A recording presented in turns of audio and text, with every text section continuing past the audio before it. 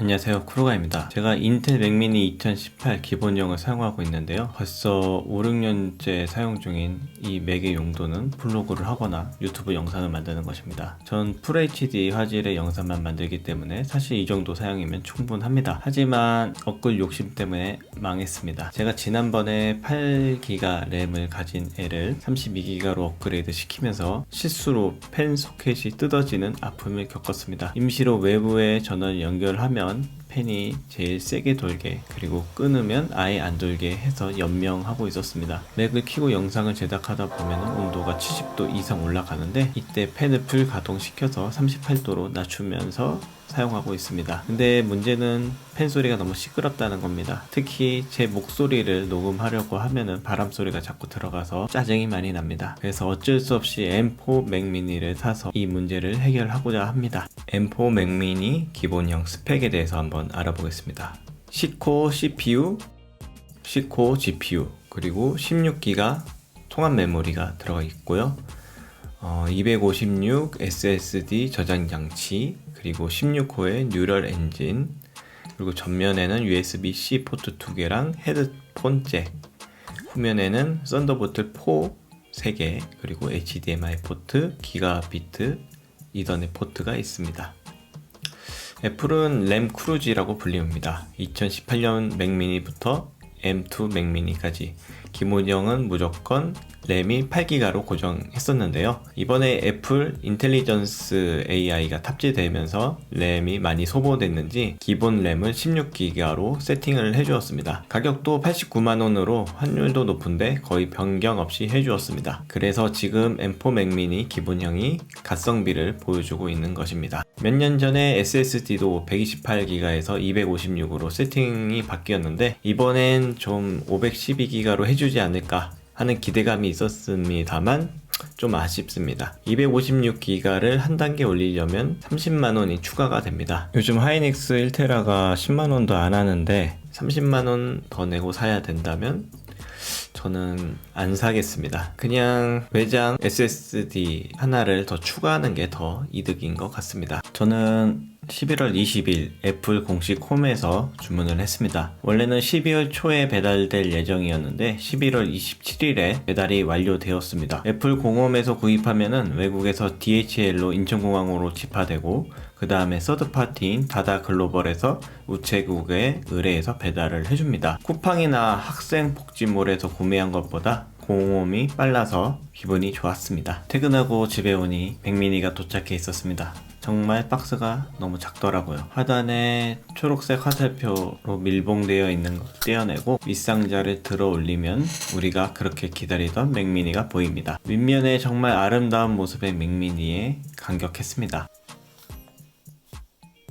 뒤로 돌려보니 문제의 전원 버튼이 보입니다. 딸깍딸깍 잘 눌러집니다. 본체 보호용 포장재를 떼어냅니다. 오랜만에 뜯는 거라서 제대로 뜯어지지 않았는데요. 뭐 괜찮습니다. 그냥 힘으로 잡아 뜯어줍니다.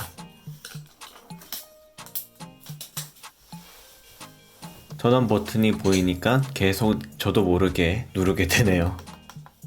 전원 케이블 연결 포트, 이더넷 포트, HDMI 포트, 썬더볼트 3개, 그리고 앞에는 USB-C 타입 2개, 옥스 1개로 구성되어 있습니다. 전원을 내장하고도 정말 가볍습니다. 애플의 기술력은 정말 대단합니다. 본체 이외에 전원 케이블이 번들로 제공됩니다. 이게 공식적으로 제공되는 것이 다입니다. 키보드, 마우스, 트랙패드는 개인이 알아서 준비해야 합니다. 전 13년 전부터 쓰던 매직 마우스 1 키보드, 트랙패드를 사용하고 있습니다. 딱히 망가지지도 않고 지금의 맥미니와 색 조합도 더 좋은 것 같습니다. 자, 이제 전원을 켜보겠습니다. 전원 버튼이 어디 있는지 좀 헤맸는데요. 오른쪽 뒤에 있는 게 아니고 왼쪽 뒤에 있습니다. 좀 익숙하지가 않은데요. 이게 전원 버튼이 후면에 있으니까 이렇게 헷갈리네요. 부팅이 되면은 맥미니 특유의 소리, 띵 소리가 납니다. 이제 기본적인 셋업을 해야 되는데 마우스랑 키보드를 연결을 해야 합니다. 주 언어로 한국어를 사용하려면 리턴 키를 누르십시오. 한국어로 선택하고 키보드를 페어링을 해줍니다. 그럼 맥 기본 화면이 나오는데 지금 SSD가 256기가니까 OS가 어느 정도 차지하는지 한번 확인을 해보겠습니다. 40기가 정도 사용해갖고 204기가 정도 남았습니다. 우려했던 거랑 달리 256기가 SSD도 훌륭한 것 같습니다. 제가 오피스랑 파이널 컷 이런 것들, 영상 편집에 필요한 것들을 설치를 해서 보니까 한 190기가 정도, 외장 SSD랑 같이 운용을 하면은 전혀 문제가 될 게 없습니다. 레딧에서 조금 이슈가 되는 게 맥미니 M4 프로에서 발열이 발생해 스로틀링이 발생한다는 게시글이 종종 보입니다. 다행히 맥미니 기본형에는 그런 게시글을 찾아볼 수 없었고요. 아무래도 CPU, GPU 코어 수가 적다 보니 스로틀링 없이 100% 자기 능력을 발휘하는 것 같습니다.